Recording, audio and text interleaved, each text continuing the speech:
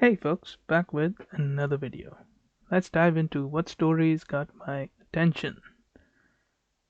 As usual, we'll begin with the Caucus region. Fresh accusations are a norm in the Armenia-Azerbaijan conflict. Azerbaijan has accused Armenia of killing 13 and wounding 50 in the city of Ganja, plus 20 apartment buildings were damaged in a missile attack, and separately a damage to electricity line in Mingachever, which goes to the neighboring Georgia. Now, while Armenia has accused Azerbaijan of flying drones over settlements that attacked military installments and damaged civilian infrastructures. Now, naturally, both countries have denied the accusation. However, if the two countries continue to fight, then the war is bound to become more intense and casualties may start to pile up rapidly. And that would result in a, let's just say, a difficult path to any kind of a peaceful resolution to this conflict. I pray that the two countries can come to a somewhat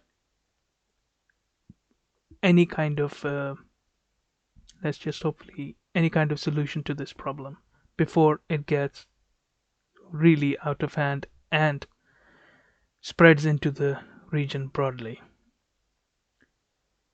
Moving over to Thailand, protesters rallied for a fourth straight day in defiance of the emergency decree banning gatherings, calling for an end to Prime Minister Prayut Chan-o-cha's government, despite clashes on Friday night which saw police using water cannon to disperse the crowds.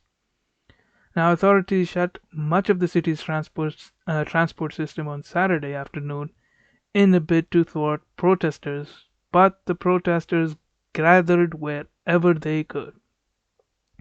Now, Bangkok has been under a state of emergency, according to which any action that would incite unrest is banned.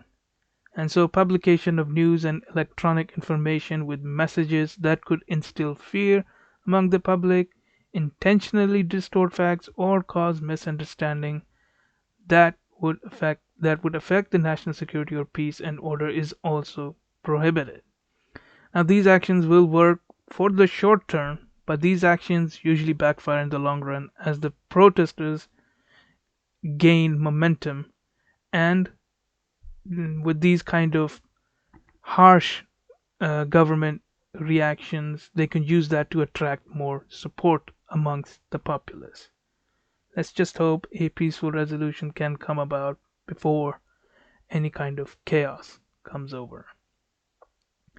Moving over to Belarus,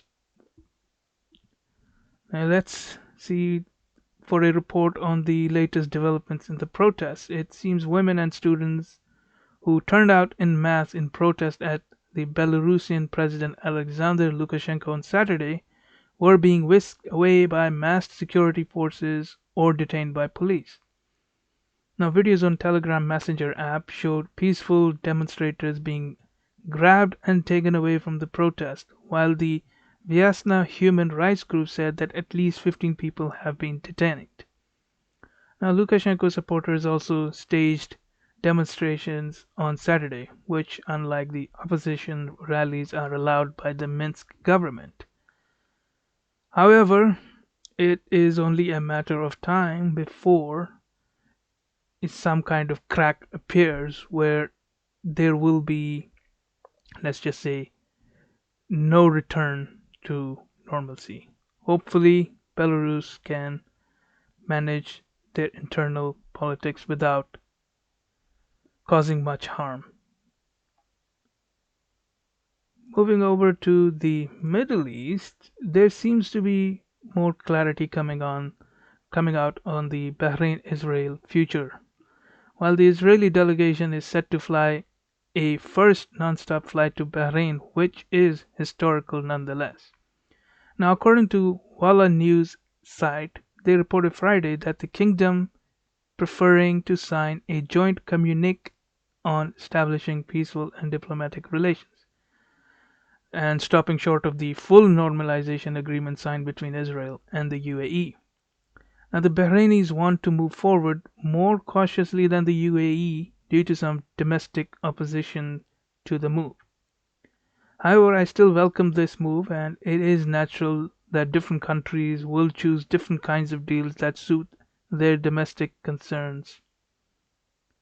Hopefully, more countries can make any small or major deals with each other in this region, and peace may come to the region at last. Moving on, congratulations are in order for the New Zealand's Prime Minister Jacinda Ardern, who will serve a second term as New Zealand's Prime Minister following Labour's landslide victory in an election held on Saturday.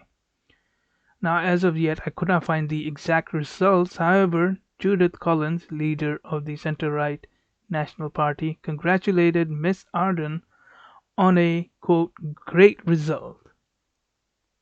Now, for Labour, great results for Labour, and they said that they would be back in 3 years' time. Hopefully, she can rule more wisely than before. Well, that's it for this video. If you liked the video, then hit that like button and hit that subscribe button for future updates. Write in the comments your thoughts, criticisms, and anything I might have missed. And I will see you in the next video.